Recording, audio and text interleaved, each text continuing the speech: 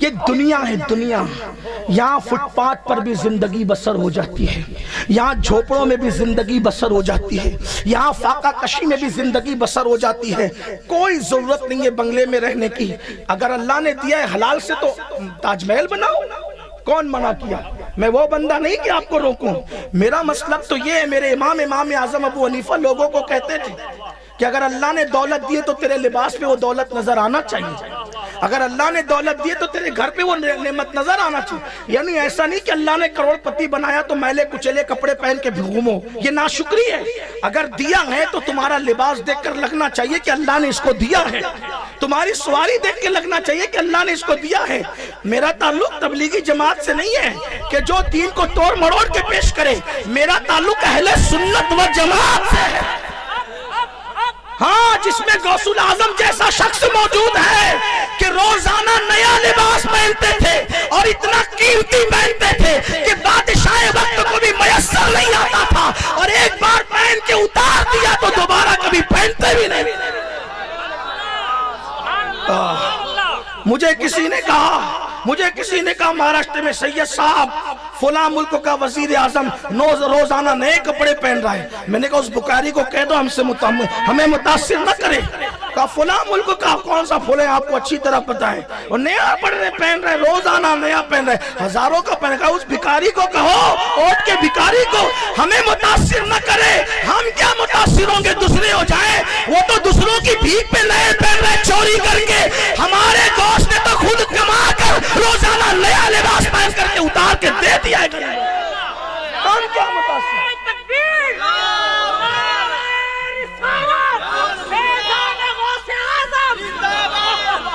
اچھے کپڑوں کو میں کیوں منع کروں جبکہ میرے پیر نے اچھے کپڑے پہنے، اور صرف میرے پیر غوث اعظم نے نہیں پہنے، رسول اعظم نے پیون والا بھی پہنا، لیکن کبھی اتنا قیمتی بھی پہنا عید کے موقع پر کہ 27 اونٹ دے کر ایک جبہ خریدا۔ اس دور میں 27 اونٹ دے، یہ جو کہتے ہیں نا اسلام سادگی کا نام ہے، اور سادگی کپڑوں کا نام نہیں ہے، سادگی دل کے تکبر کو نکال دینے کا نام ہے۔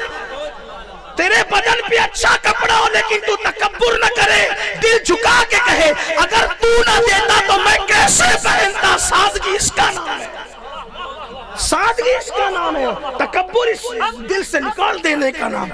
حضور علیہ السلام نے 27 اونٹ دے کر بھی خریدا ایک جبہ۔ حضور کے جبے کیسے یمن سے آتے ہیں، حضور نے یمنی جبے بھی پہنے، حضور نے یمنی جبے بھی پہنے، یعنی صرف مدینہ منورہ سے لے کے نہیں پہنے، یمنی بھی پہنے۔ اٹھا کے سیرت پڑھو، ہمیں سیرت پتہ نہیں ہے تو دولت تو نظر آنا چاہیے، لباس پر سوا۔ بلکہ ہمارے امام اعظم تو کہتے تھے عطر قیمتی لگاؤ اگر اللہ نے دیا ہے تو، سواری قیمتی ہلکی استعمال نہیں کرنا، بلکہ اپنے شاگردوں سے کہتے تھے جس سواری پہ بیٹھو وہ ہلکی نہیں ہونا چاہیے، اچھی ہونا چاہیے اگر تمہاری استطاعت ہے۔ کیوں؟ کیونکہ میری جماعت میں اہل سنت و جماعت میں تو کوئی غریب ہے ہی نہیں۔ اگر آپ اس میں سبحان اللہ نہیں کہیں گے تو مجھے اعتراض ہوگا۔ میری جماعت میں کوئی غریب نہیں ہے۔ آپ کہیں گے کیوں نہیں ہے؟ کیوں نہیں ہے؟ اس لیے کہ جس کے دامن میں آمنہ کے لال کی محبت آ جائے اس سے بڑا مالدار کون ہے؟ ہاں یہ کہتا ہوں کہ دولت مندوں کی کمی ہے، لیکن دولت مند بھی کتنے؟ صدیق اکبر مالدار، عثمان غنی مالدار، عبد الرحمن ابن عوف مالدار، غوث اعظم اتنے بڑے تاجر، کئی ملکوں میں تجارت چلتی تھی، امام اعظم کپڑوں کے تاجر تھے، لیکن ہماری طرح نہیں، بہت مالدار تھے امام اعظم۔ جس دن پھل خریدنے جاتے تھے بازار میں اپنے گھر کا نہیں لاتے تھے، بغیر مال کی یہ ہوتا ہے۔